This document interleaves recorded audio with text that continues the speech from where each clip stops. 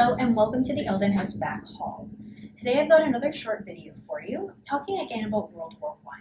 If you've seen one of our previous videos, I spoke at length about Teddy Harris, the gentleman in this picture here, and his long military career, focusing on medals that he was awarded for his efforts in the First World War. Today I'll talk a little bit more about trench art, and specifically some pieces of trench art that we have in our collection here, which Teddy brought back. First off, what is trench art? Trench art began more or less as a hobby. As you can imagine, life on the battlefield can be both terrifying and dull at times, and so soldiers would have to find ways to occupy their free time. And for those who were so artistically inclined, this often took the form of creating trench art.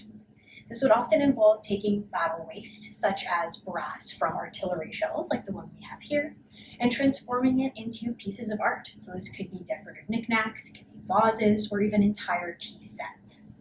This would sometimes just be brought home as kind of a keepsake, or even sold for a price. Sometimes still, families of fallen soldiers would specifically commission a piece of trench art as a way of commemorating their lost loved one. Now, one similar one we have in our collection is the shell casing from Vimy Ridge. Now, trench art can also be quite simple. It can be as simple as taking things from the battlefield as they are and bringing them into your home. So Teddy brought this one back from the Battle of Vimy Ridge. As you can see here, it says the name of the battle here, as well as the date, April 9th, 1917. Now, if you are a history buff, and particularly a Canadian history buff, you'll know that Vimy Ridge is a very notable and probably the bloodiest battle in Canadian military history. Now, the ridge itself is a 7-kilometer-long hill in France, and during the First World War, it was a very strategic lookout point. For the first few years of the war, it was under German control, and Allied forces were looking for ways to take it back under their control for strategic purposes. Now, shortly before the Battle of Vimy Ridge, both British and French soldiers had tried in vain to take the ridge back. Both attempts were unsuccessful and saw much loss of life. Now, early in the morning, around 5:30 a.m., on Easter Sunday, 1917, 4 separate Canadian military divisions came together for the first time, banded together, and sought to take the ridge. Now, this was a tough-won battle. They together trudged up the ridge, dodging enemy fire, strategically placed barbed wire, and having to physically step over the bodies of their fallen comrades. Although it was a very long and tough battle, they did eventually succeed and were able to take back the ridge. Vimy Ridge stayed in Allied control for the remainder of the war. Now, this did not come without loss of life, as over 10,000 Canadians lost their lives during this battle. Teddy Harris and his unit were part of this battle, and he did survive, and he went on to come home from the First World War. If you find yourself in the Eldon House back hall, you'll notice we have some helmets up as well. These have been in our collection for a long time, but were off display until quite recently. Now, some items which you'll have to come here to see for yourself include Teddy's helmet, as well as the helmets of 2 German artillerymen.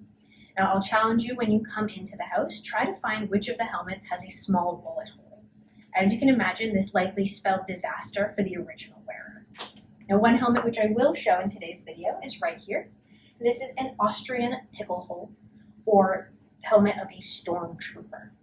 If you're a Star Wars fan, that word will sound familiar to you.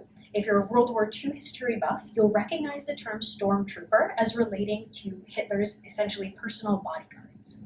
However, in World War I, they were a set of highly trained soldiers. They were proficient in both modern weapons, all different types of guns, as well as ancient weapons like the mace. So as you can imagine, you did not want to meet one of them on the battlefield.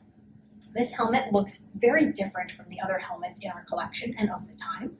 First of all, it's a lot smaller, so it probably did not afford much protection, and that's because it was meant as a status symbol. The big spike on top was meant to inspire awe, military presence, and even fear in the hearts of those who saw it. This one is likely from earlier in the war, probably before 1915, because the spike is made of brass. As the war went on, brass became a hot commodity to create artillery shells like the one here. And so these spikes eventually were made out of steel. So that's how we're able to guess the time period of this. Thank you for joining me for another short video, and please don't forget to like and subscribe for more historical fun with the Harris family. Thank you, and see you next time.